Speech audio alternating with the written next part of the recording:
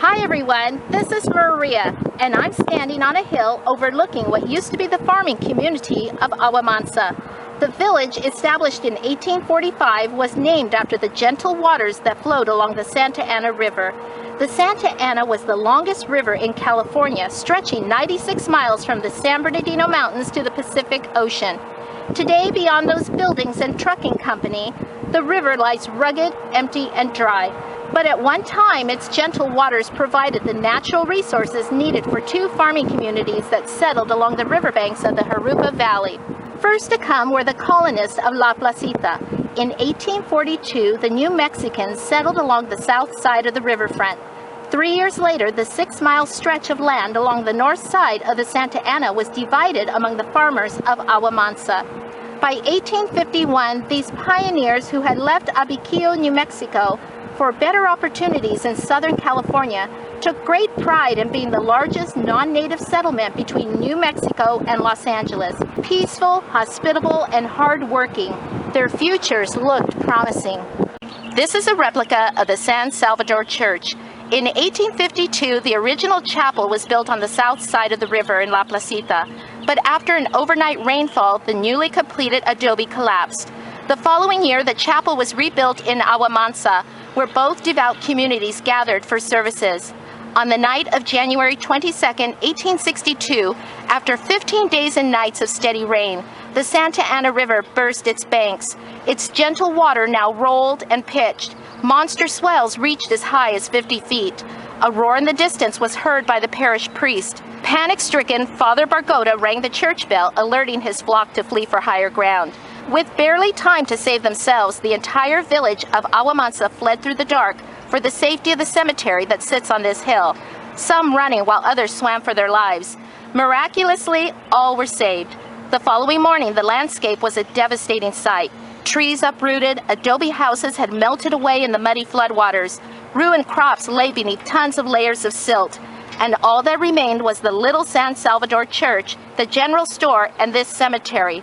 Across the flooded landscape, La Placita also had its share of losses, but not as severe as their Agua Mansa neighbors. To add injury, the following 2 years after the Great Flood, the region experienced a severe drought. Crops failed, and the farmers of Agua Mansa moved away to surrounding towns. Eventually, the residents of La Placita left the area as well, and by 1883, the abandoned San Salvador Church crumbled to its foundation. This replica now serves as a history museum at the cemetery. Many of the area's early pioneers are buried here on this hill, overlooking the once thriving farms of Agua Mansa.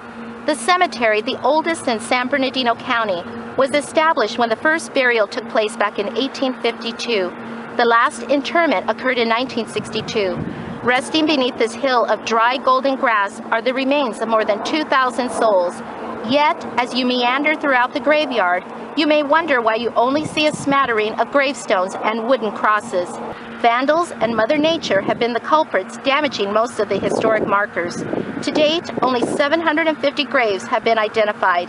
If you plan to walk the cemetery, make sure you wear a good pair of walking shoes, because the ground is covered with gopher holes. On many of the markers, you'll find interesting designs. Here's an example of a damaged tombstone. You can see that the cherub is missing its head. This child was 7 months old, and the cherub represented an angelic likeness. A dead bird, like on this tombstone, depicted a life cut short. This woman was 41 years old when she died. The small lamb that lies across this grave marker has also been damaged. The lamb signifies that a child has been buried here. Rosa Prieto, she was born August 18, 1918, and she passed on November 24, 1919. Here's an example of a grave with an open book.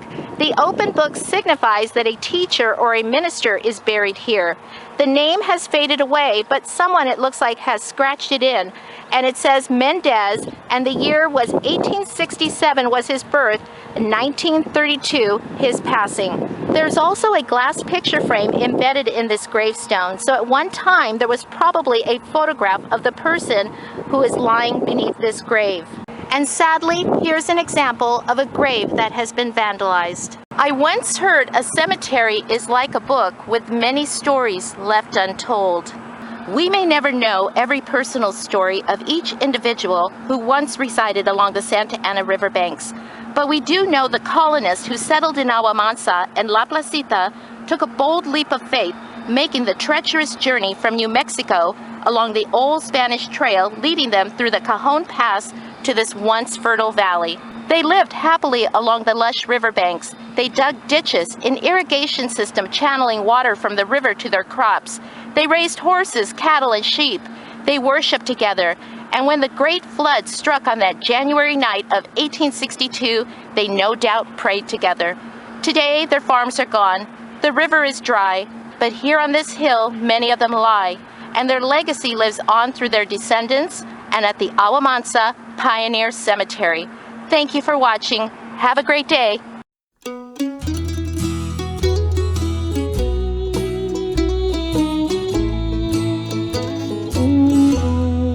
Rock of ages left for me.